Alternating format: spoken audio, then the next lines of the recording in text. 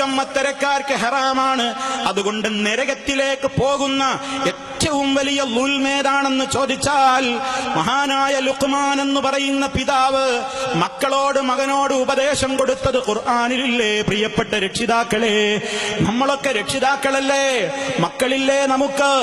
ഇന്ന് വരെ പറഞ്ഞോ മോനെ, മോളെ, യാ ബുനയ്യ ലാ തുശ്രിക് ബില്ലാഹ്, എന്റെ കുഞ്ഞു മോനെ, അല്ലാഹുവിൽ പങ്കു ചേർക്കരുത് കേട്ടോ. ഇന്ന ശിർക ലദുൽമുൻ അദീം, ശിർക്ക് വമ്പിച്ച അക്രമമാണ് മോനെ. ഇന്ന് വരെ രക്ഷിതാക്കളെ അത് പറയാൻ സാധിച്ചോ?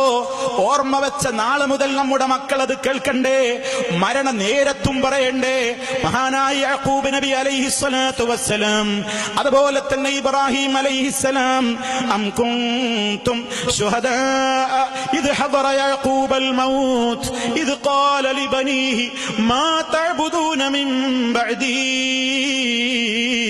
യാക്കൂബ് നബി അലൈഹിസ്സലാമിന് വഫാത്തെടുത്ത നേരത്ത് മക്കളെ വിളിച്ചു കൂട്ടിയിട്ട് ചോദിക്കേണ്, മക്കളെ, എനിക്ക് ശേഷം നിങ്ങൾ എങ്ങനെയാ ജീവിക്കാന്നല്ല ചോദിക്കുന്നത്.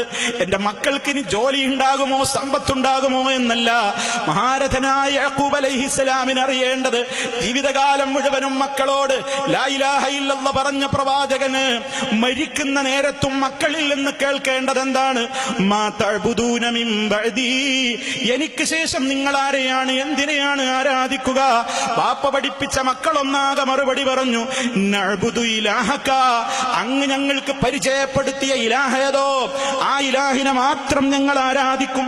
പൂർവീകര് പരിചയപ്പെടുത്തിയ ആ ഇലാഹിനെ മാത്രം ഞങ്ങൾ ആരാധിക്കും എന്ന് പറഞ്ഞുകൊണ്ട് സന്തോഷത്തോടെ യാക്കൂബ് അലൈഹിസ്സലാമിന് ഈ ലോകത്ത് നിന്ന് വിട പറയാൻ സാധിക്കുന്നു.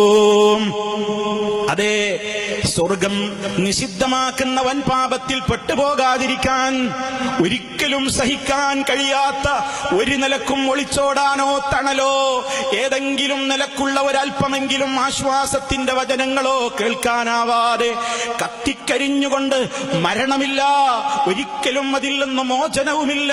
സുമ്മ ലാ യമൂതു ഫീഹാ വലാ യഹ്യാ എന്ന് പഠിപ്പിക്കപ്പെട്ട ആ നരകം, ആ നരകത്തിൽ ചെന്ന് ചാടാൻ നിമിത്തമാകുന്ന ഏറ്റവും വലിയ ളുൽമ് റബ്ബിൽ പങ്കുചേർക്കലാണ്. അതുകൊണ്ട് എന്റെ പ്രിയപ്പെട്ടവരെ, ആലോചിക്ക്, ആരെങ്കിലും ഇവിടെ റബ്ബിന് സമന്മാരെ സങ്കല്പിക്കുന്നുണ്ടോ? അല്ലാഹുവിനെ പോലെ മറ്റൊരു അള്ളയുണ്ടെന്ന് പറയൽ മാത്രമാണോ അവനിൽ സമന ചേർക്കൽ? ഒരിക്കലുമല്ല. ആ റബ്ബിനുള്ള ഗുണങ്ങളില്ലേ, അവന്റെ മാത്രമുള്ള ഗുണങ്ങളാണ്.